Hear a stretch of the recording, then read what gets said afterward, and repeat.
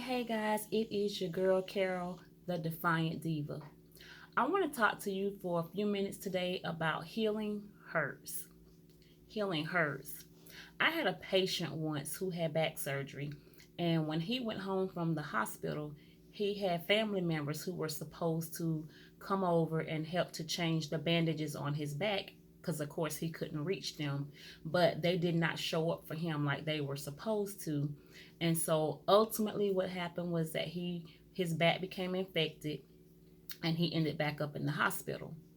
And one day when I was changing his bandage, I was asking him, what happened or why did he wait to go back into the hospital or to be seen by the doctor. And he said to me that he was feeling a lot more pain, but that when people would come over and visit and he would ask them what his back looked like, what that incision looked like, they told him that it looked better because the outer layer of skin was starting to come together.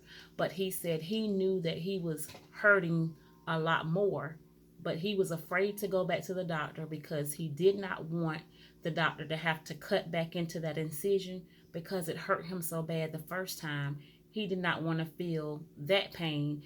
And so instead of going back to the doctor when he first started to hurt or when his family didn't show up and were helping him out like they should have, he waited.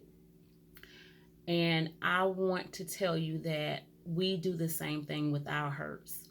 We do the same thing with our pain. When things hurt us, when people hurt us, we do the same thing. Sometimes we don't want to feel the pain we felt when they initially hurt us, and so we will cover up our pain and pretend that we're coming together on the outside. We put up appearances for people, and on the inside we're still really hurting and we know that we need help, but because we don't want to feel the pain we felt initially, we don't go and get the help we need. I can remember when I decided that I wanted to heal from the hurt of being sexually molested as a little girl. It hurt me to have to go back and revisit the pain that I felt when my family member would come into my room at night and molest me. It hurt me when I had to go back and revisit those images of, of what he was doing to me, because healing hurts. But in order for you to be healed properly, in order for me to heal properly, you have to go back to that thing and you have to cut through all the infection and you have to heal properly. I was infected because I my mind was infected. I didn't trust people. I was afraid to tell things. I would be angry and have outbursts at people who did not do anything to me or did not deserve it. And I was just infected because healing hurt. And the longer that I held on to that pain, the longer that I tried to mask it, the longer I tried to look good on the outside while hurting on the inside, my I was infected. And I had to decide that I wanted to be better. And I had to revisit all the things that hurt me, from that to the response of my mom, which wasn't what I thought I would get when I finally did tell her. I was told, don't worry about it, just let it go. And that hurt.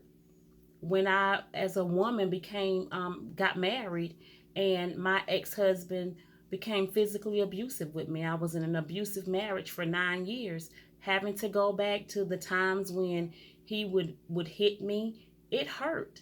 Healing hurts. But in order for you to be better, in order for me to be better, I had to go back and I had to heal properly. And so I want to encourage you today that if you are holding on to hurt, your go through may not have been my go through, but in order to heal properly, you have to go back to that place where you were initially broken, where you were initially hurt, and heal from the inside out. So I want to encourage you to do it for yourself so that you no longer have to appear to be okay on the outside, all while hurting on the inside. Yeah, healing, it hurts, but heal your hurts so that you can be better.